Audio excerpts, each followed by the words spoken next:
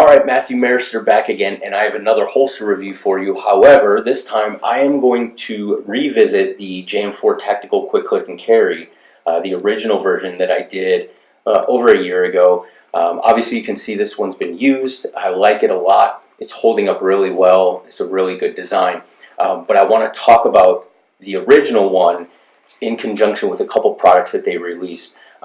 The Roughneck version, which is just a lower price point of the Quick Click and Carry, and a high ride version, which raises the gun up out of the pants just a little bit so you can get a better shooter's grip right off the bat. So JM4 Tactical was the first holster company to come out with the magnetic retention.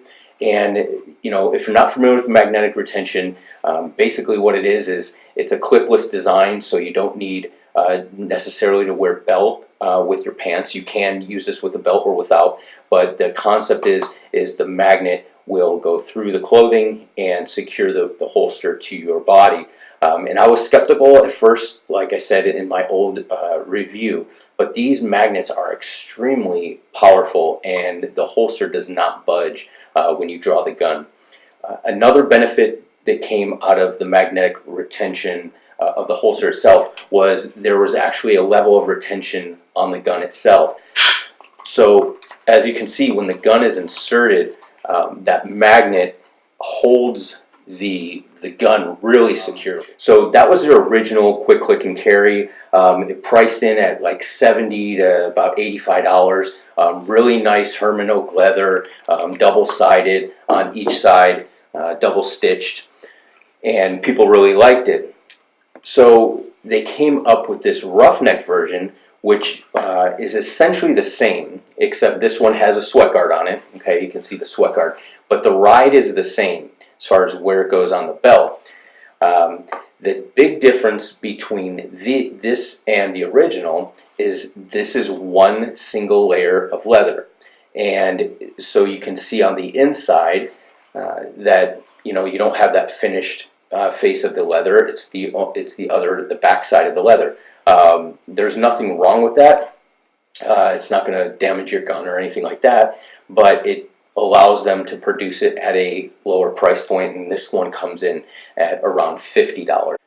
So you can see the ride height on the original and the Roughneck is pretty low, and that's good for pants that don't necessarily have a belt, because it tucks the gun down a little bit tighter into the body, and it adds a little bit of retention in just the way the gun sits against your body. So some people like getting a high shooter's grip before the gun even comes out of the holster, and so Chad came up with the high ride version, which is essentially the original design with the clip moved down. Okay, and as you can see, by doing that, it raises the ride height of the gun and allows you to get a good shooter's grip on that when you're drawing it out. The difference between the original design and the high ride, outside of just raising it up, is because of the location of the magnet on the gun, there is less magnetic retention on the gun itself with the high ride version.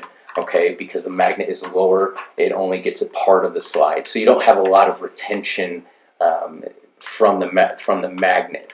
However, whatever item that you're clipping this to, that retention level is going to be exactly the same, because these magnets are exactly the same. The high ride version comes in a tuckable version and a non-tuckable. Now this is the non-tuckable. The tuckable version, this flap would just open up and allow you to tuck your shirt in there. But this is the non-tuckable, and these come in right around, I think, $80 to $95, somewhere in that range. So JM4 Tactical puts together a really good product. It's high quality stitching, high quality leather, great customer service. Holster's really versatile. So check out JM4 Tactical. In addition to making holsters, they have other leather goods, wallets, and things like that. And they are also coming out with a new holster that hopefully I will be bringing to you very soon.